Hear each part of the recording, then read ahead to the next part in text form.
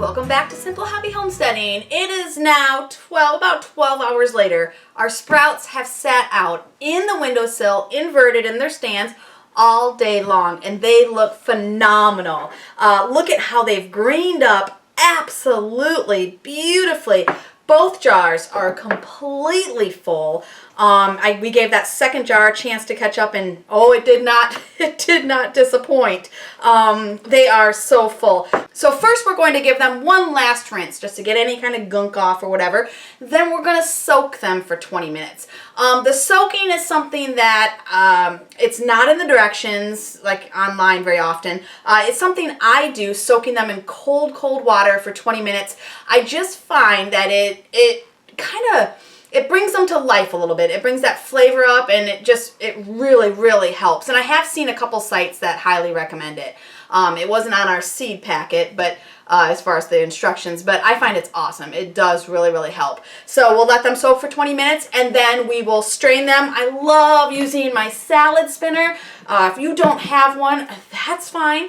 You can just put them between like a dish towel or paper towels or something like that to get the water off. And then you want to bag them up. We like to bag them up in like quarter cup increments in Ziploc baggies. That way we can just grab them as we want, and the doctor's research, whatever, suggests a quarter cup to a half a cup of sprouts per day for maximum benefits. And so we find quarter cup increments works really well for us. And those, it's enough where we can just munch on it if we want, or we can add them to salads and stuff. So I put about a quarter cup in each baggie, and then we put them in the fridge. So let's get started. Let's just do it. First we are going to rinse them. So let's now you gotta pour kind of slowly now, because those sprouts are right up at the top of the jar, and the water will go over sometimes if you're not careful. So we're gonna just pour some water in there just to get any last bit of ick off the seeds from their sprouting. All right, so we put the lid on top, and I still like to put that towel around the edge to help catch any splashes. And sometimes I even do that at the sink, but a lot of times when I'm at the sink, I just let it splash a little bit in the sink. So we shake that up real well, take that lid off. Look at how much they compress down. Isn't that crazy? And we'll get all that water out. And the water still comes out a little cloudy. So that's why I'm glad I'm doing this final rinse. And it doesn't have to be perfectly rinsed out, because we're going to soak them in this over here anyway. So not that big a deal if you don't get all that water out. But get as much of it out as you can. Beautiful. Well done, sprouts. Has any of you started your sprouts yet? Have any of you? English, grammar, it's important. Just hit myself in the face with a towel. Alrighty. I don't know why I'm like always out of breath after I shake them out. Oh, it's a workout. Alright, now we are going to put them in this lovely bowl right here. I shook them a little bit too much. They went all over. Nice. Let's get the other jar.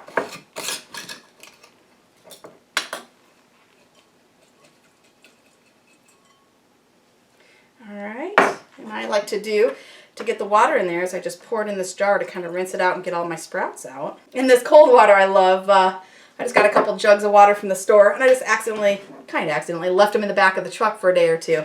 It's cold out. It's winter, so I've got some cold jugs of water. All right. So that is full. So looky there. We have our full bowl of sprouts. Try saying that 10 times fast. Full bowl of sprouts. And I am just going to stir them a bit to get them kind of loosened up. And those hulls of the seeds, you can see those little brown flecks. Those are the hulls of the seeds.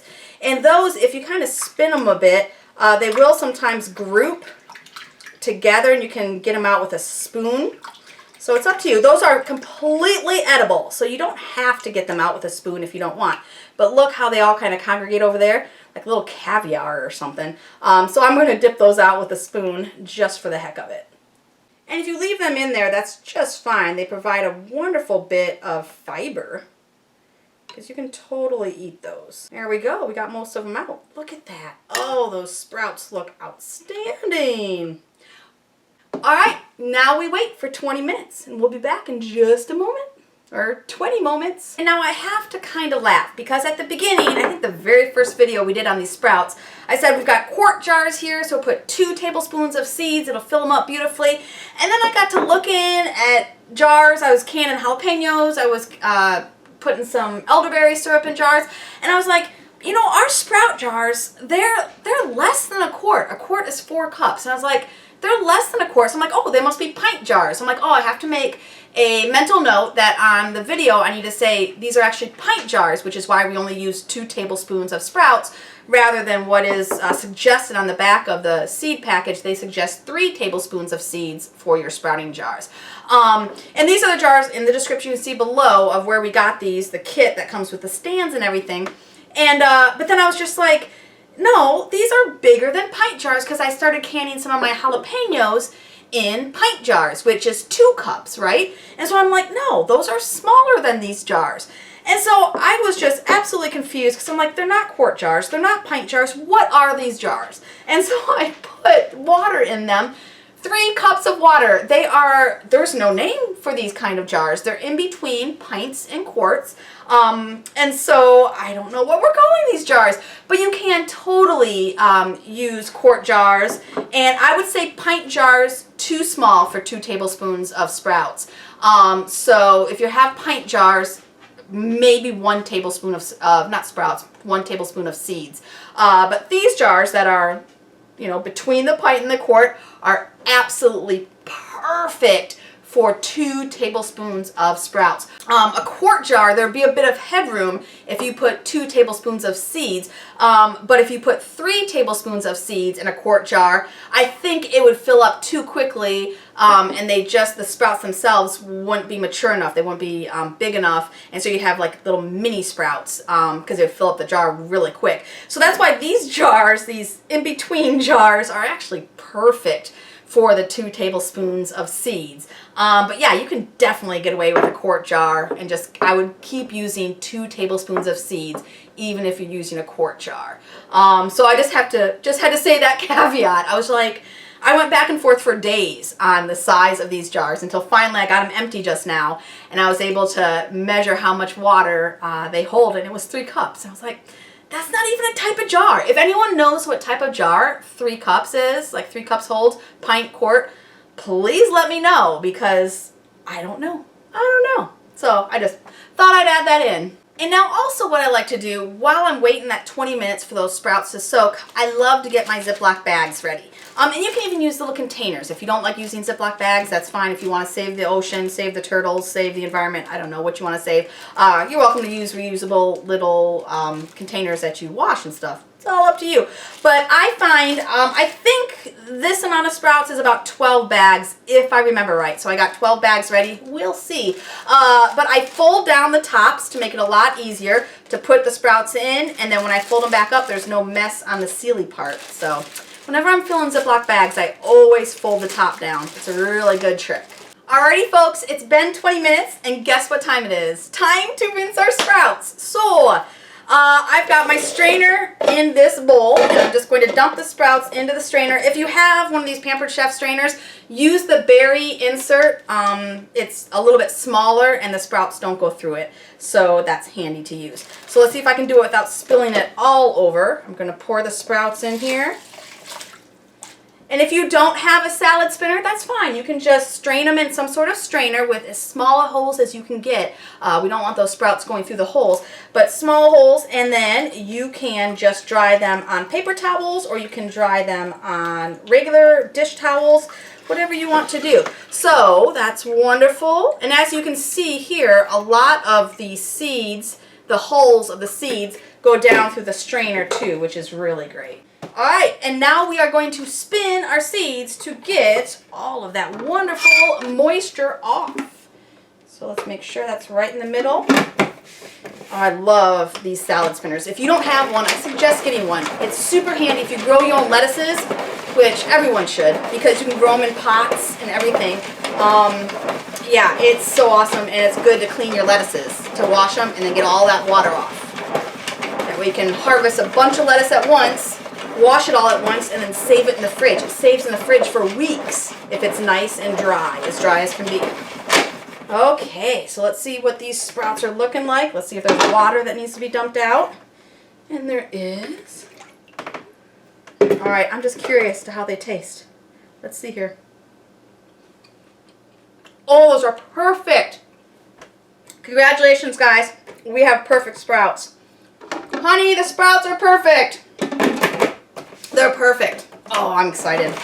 Peppery. There's a peppery taste. I want to equate it to arugula, but it's different than arugula. It's so good. That's why you can eat these on their own. I don't think I would ever sit and eat like a bowl of alfalfa sprouts. I don't think I would, but these totally would. I think we have it perfected. Oh, 70-degree temperature in that living room, that box with the ventilation, rinsing twice a day. Oh, we've got it perfect. The winter. Spring, summer, fall, it's easier to sprout, but the winter, sometimes you gotta get creative, and we've done it. Oh, hey, so I'm excited. This is what they look like when they're all strained. Look at those beautiful sprouts. They look delicious, and they are delicious. I'm very excited. So now, all we're gonna do is take a clump, about a 1/4 cup of a clump, or whatever is a 1/4 cup to you. 1/4 cup, I just take like a good little tong full like this, and then we're gonna put it in our bag. Easy peasy. I put the bag over here so I can seal it up after I'm all done with a bunch of them. And we might not have enough for 12 bags. I might have been overzealous with the amount of bags it fills. Well, no, they're compacted down there pretty good. Well, that wasn't quite a 1/4 cup. There we go. Ooh, some of the sprouts are trying to escape. Like I said, a 1/4 cup is a nice increment where if we want more, like on a salad or something, then we just grab 2 bags, or we share 2 or 3 bags kind of thing between our 2 salads. But we usually, honestly, we just eat these straight almost always. Sometimes I'll add them to a sandwich, like a turkey sandwich. Oh, they're so good on a good turkey sandwich. Or a grilled chicken with a slice of apple and some sage pesto. Oh, with these sprouts on it, delicious. I need to do a video on that grilled chicken, apple, and like a ciabatta, how do you say that, roll? With some sprouts and some sage pesto. Do you guys ever do sage pesto? I know a lot of people do the basil pesto. Sage pesto is a very savory pesto. It's not as sweet as that basil. So, oh my goodness, we're going over 12 bags. What I might do is add a little bit to each bag, so it's more of a 1/3 of a cup rather than a 1/4 of a cup. Yeah, I'm going to add a little bit so that we just keep it to 12 bags. So I'm going to add a little bit to each of the bags. So yeah, it's more like a 1/3 of a cup in these. Oh, I'm so excited. These turned out so good. So here we have 12 wonderful bags of sprouts. Look at that. Oh, that's the best thing ever. And you grew them. You did it all? That's awesome. All right. So I am so glad that you guys stuck with me for 6 whole days. It's been an adventure. And what we're going to do is we're going to keep these videos up, of course, but we're also going to, I am also going to make one video that kind of does all the processes and just puts it into one video. For future folks that didn't go along daily with us, so they can watch just the one video and not have to worry about finding 6 different videos. Or 7, actually. This is going to be the 7th because I think I did day 6 this morning. So, that's that. Refrigerate these. Always make sure they go in the refrigerator. And these usually last. We find that they last. I don't think we've had them go bad because we've eaten them too quick, maybe. So this takes us 12 packs, 1 pack a day for each Kevin and I, and we don't do it every day, though we do it most days. 6 or 7 days, and they're still perfectly good at the end of that. So I would say sprouts in your fridge would probably be, if you can get a lot of that moisture off, would probably be good for 2, maybe 3 weeks.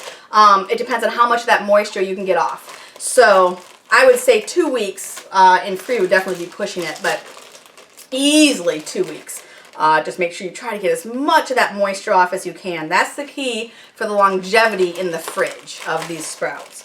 Have a blast, grow some sprouts. In the description, you're going to find a link to the setup that we use, the jars, those crazy 3-cup weird jars, and which are perfect for the sprouts, for the 2 tablespoons of sprouts, and as well as the seeds that we use that have been just absolutely phenomenal with the germination rate, and getting just really, really good, healthy sprouts from them. Highly rated. Everything's on Amazon, so if you have Prime, that's even better. That's it. Remember, you guys, do what you can with what you have wherever you are. We'll see you later. Bye-bye.